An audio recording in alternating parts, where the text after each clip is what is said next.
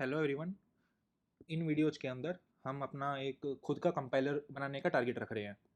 तो एक कंपाइलर होता क्या है, उसके एग्जांपल्स क्या है। तो कंपाइलर एक ऐसी चीज़ है जो किसी हाई लेवल लैंग्वेज को, फॉर एग्जांपल अपना हो गया सी प्लस प्लस या सी या जावा या सी शार्प या गो या बहुत सारी लैंग्वेजेज है। ये सारी हमारी हाई लेवल लैंग्वेजेज के अंदर आती है।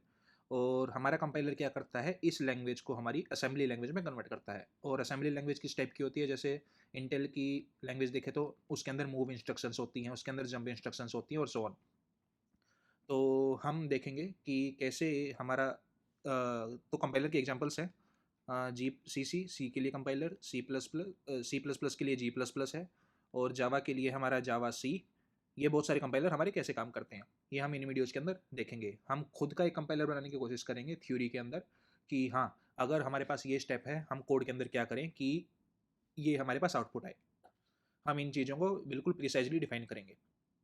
तो इस इन वीडियोज़ के प्री रिक्विजिट क्या है, तो एटलीस्ट एक प्रोग्रामिंग लैंग्वेज का ज्ञान अपने को होना चाहिए। क्योंकि मैं कहीं कहीं वेरिएबल बोलूँ, इफ़ बोलूँ, वाइल बोलूँ या स्विच बोलूँ, ये सब पता होना चाहिए कि इनका मतलब क्या है।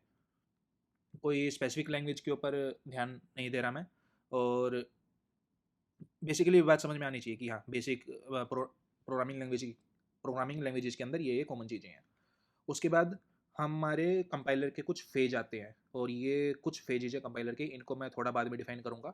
तो दूसरा प्रीरिक्विजिट है कि डीएफए, डिस्क्रीट फाइनाइट ऑटोमेटा, या डिस्क्रीट नहीं, डिटर्मिनिस्टिक डिटर्मिनिस्टिक फाइनाइट ऑटोमेटा और रेगुलर एक्सप्रेशंस का थोड़ा बहुत ज्ञान होना चाहिए।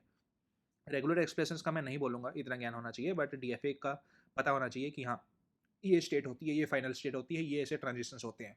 बेसिक्स मैं कवर करवाऊँगा ओवरव्यू के लिए, बट लेकिन डीएफए अगर पहले से अगर आता है तो ज़्यादा फ़ायदा रहेगा। उसके बाद हम चलेंगे कॉन्टेक्स्ट फ्री ग्रामर्स के अंदर, जिसके अंदर हम सिंटेक्स एनालिसिस करेंगे।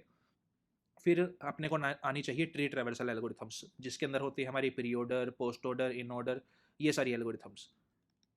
ताकि हम जो सिंटेक्स एनालिसिस का आउटपुट है उसके ऊपर हम सिमेंटिक एनालिसिस कर सकें। बेसिकली इफ़ के बाद अगर मैं वेयर लगा दूँ, ये मेरा वैसे इनवैलिड कोड होगा सिंटेक्स एनालिसिस के अंदर। सिमेंटिक एनालिसिस के अंदर हमारा ये एरर देगा कि मान लिया मेरा 5 =6, ये मेरा सिमेंटिक एनालिसिस के अंदर एरर देगा। और ये सब हम ट्री के अंदर रिप्रेजेंट करेंगे। तो ये हमारा ट्री ट्रेवर्सल हम करना हमें आना चाहिए। सिमेंटिक एनालिसिस के बाद हम इसको असेंबली में कन्वर्ट करेंगे। तो कौन सी असेंबली में कन्वर्ट करना है, उसके लिए अपने को एटलीस्ट एक प्रोग्रामिंग लैंग्वेज आनी चाहिए असेंबली की। तो ये होगा मेरा हाई लेवल लैंग्वेज से असेंबली लेवल लैंग्वेज के अंदर आउटपुट देना। तो मेरे इनपुट के अंदर ये होगा और मेरे आउटपुट के अंदर ये होगा। और ये हमारे बीच के स्टेप्स होंगे। कुछ कुछ स्टेप्स मैंने स्किप कर दिए हैं, बट हम अगली कुछ वीडियोज़ के अंदर इनको कवर करेंगे। और some principles of variety of programming languages, क्योंकि मैं वाइल के बाद सेमीकोलन नहीं लगाता, वाइल के बाद कोई ब्रैकेट लगाता हूँ, या पाइथन हो गया, पाइथन के अंदर मैं डायरेक्ट वाइल 5 =6 ऐसा कर सकता हूँ।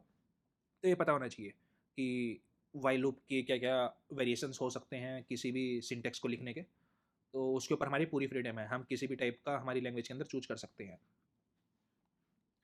तो इन वीडियोज़ के अंदर क्या एक्सपेक्ट रख सकते हैं हम? इन वीडियोज़ के अंदर हम अच्छे से थ्योरी को कवर करेंगे, एक-एक चीज़ कवर करेंगे कि ये डिसीज़न हमने क्यों लिया, वो डिसीज़न हमने क्यों लिया, ऐसा ही क्यों होता है, कुछ और क्यों नहीं हो सकता। कुछ चीज़ें हो सकती हैं जो जनरल प्रोग्रामिंग लैंग्वेजेज़ के लिए होती हैं, उनके ऊपर मैं इतना ज़्यादा ध्यान नहीं दूँगा क्योंकि वो अलग डायरेक्शन में चला जाएगा। बट मैं अपना फ़ोकस रखूँगा कि कंपाइलर बनाने के रिस्पेक्ट में अपने को क्या-क्या पता होना चाहिए। उसके बाद मैं कुछ सूडो कोड्स दिखाऊँगा और उनको एक्सप्लेन करूँगा कि हाँ, हमने जो थ्योरी के अंदर सीखा था उसका इक्विवेलेंट कोड यही है, और इस कोड को मैं कुछ एग्जांपल्स के ऊपर चला के देखो दिखाऊँगा पेपर के ऊपर। और उसके बाद हम बहुत सारे एग्जांपल्स करेंगे, वॉक थ्रूज़ करेंगे, ताकि हमें आइडिया रहे कि हाँ, अब ये स्टेप हुआ है, अगला स्टेप ये है, अगला स्टेप ये है, और इस तरह हमने फाइनल हमारी असेंबली लैंग्वेज को जनरेट कर दिया। तो बिना किसी देरी के शुरू करते हैं अगली वीडियोज़ के लिए।